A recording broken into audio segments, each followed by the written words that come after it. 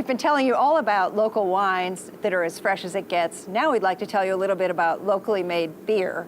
We're here at the Half Moon Bay Brewing Company in Half Moon Bay with Brewmaster James Costa.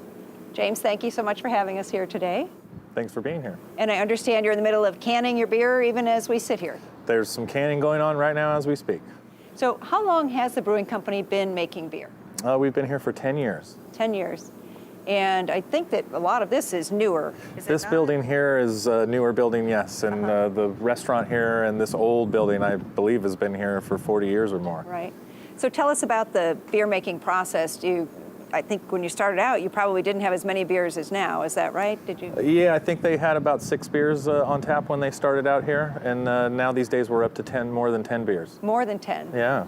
And with the volume that you produce, are you selling to other restaurants or you? We do a little bit of outside sales. Generally, 90% of our beer goes across the tap here. Oh, 90% goes across the tap here. Interesting. And you have something that's become a bit of an international phenomenon during the presidential elections, do you not? Yeah, they did. They did some presidential elect ales, so they even had a little contest on who was going to win. They had a Mitt Romney beer and also an Obama beer.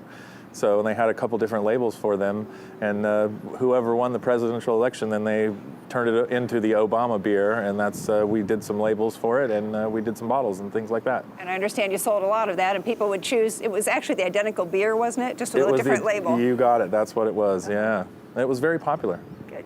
So we'll have a little film of it in a few minutes, but will you tell us about how the process works? I don't think many people have actually seen beer being made. Well, generally, all beer starts in the mash tun. So we mix malt and water together, 2-row barley, some specialty malts, some caramels and some crystal malts, and sometimes roasted malts to make darker beers. That's where the process begins. And then it goes from the mash tun to the brew kettle, and that's where the hops are added. So after the hops are added, we usually boil for around 60 minutes in time, depending on how bitter or how hoppy we want the beer.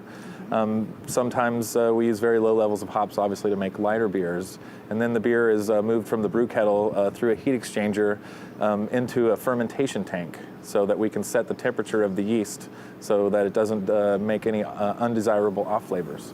So how long does it take from beginning to end to actually make a beer? It's generally 14 days for a batch of ales. And that's what we make here. We've made a few lagers, and those usually take about 21 to 24 days. Wow. But we don't make a lot of those here. So people sit there with a mug waiting for the 14th day at the end of the cycle? They absolutely do. They're always asking what's coming next. That's the important question. So now, why are you canning in addition to bottling now? Well, we've come out with a new line of beers. It's a Maverick Session Ale. Oh. So that's we're kind of shooting more for a target demographic of more active people, active lifestyles, so that we can get the cans out there. It's a smaller package than the 22-ounce bottle, and we're looking forward to selling a lot of the cans. And you sell kegs as well, I believe, right? Yes, we do. And something else? It's a growler.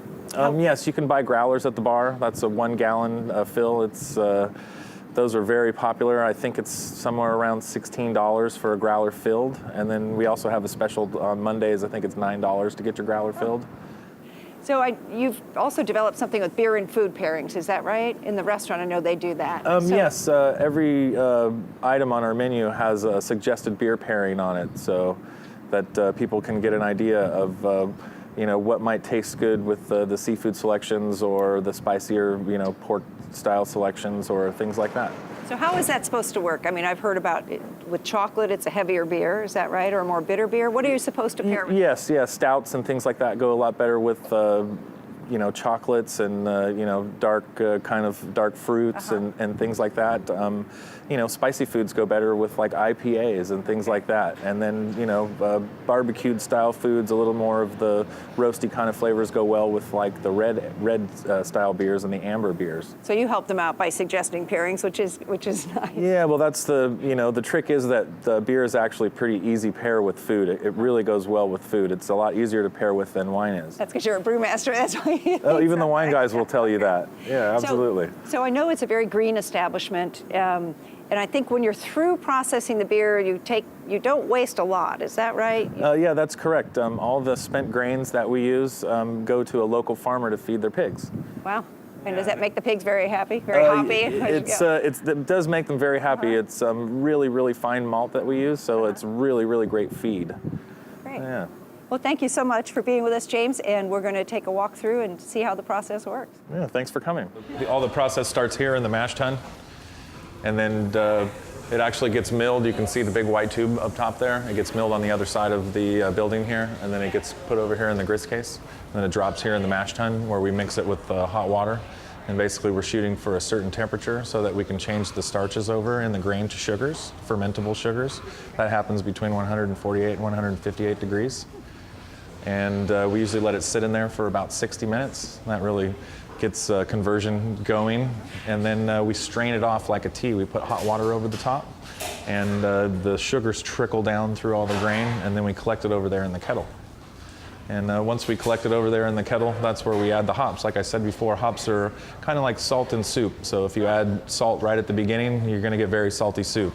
So if you add hops kind of in the middle, you get more flavor. And if you add hops at the end, you'll get a little more aromatics from the salt and a little less flavor. And so hops are a lot in that same way. So we chill that as fast as we can run it out of the kettle over there. It usually takes about 30 minutes. And then we run it through the heat exchangers, and then we put it over here into the fermenters. And that's what all these temperature controllers are. We try to pitch at a certain temperature, planning on a certain flavor profile for the beer. And once that happens, you can see the bucket here that's bubbling. That's basically one cell of yeast eating one cell of sugar, making one cell of alcohol and one cell of CO2. And so fermentation takes about 7 days to complete. And then these tanks are glycol jacketed also, and then after 7 days we'll turn the temperatures down, and you can feel some of these are really freezing cold, and that gets the yeast to settle in these cones. And then we can reharvest the yeast out of the cones, and we can reuse the yeast probably about 10 times. So after 7 days of this sitting chilled, then we move them all over. There's a bright beer room over there, and that's we only use a natural form of filtration. We don't use mechanical filtration.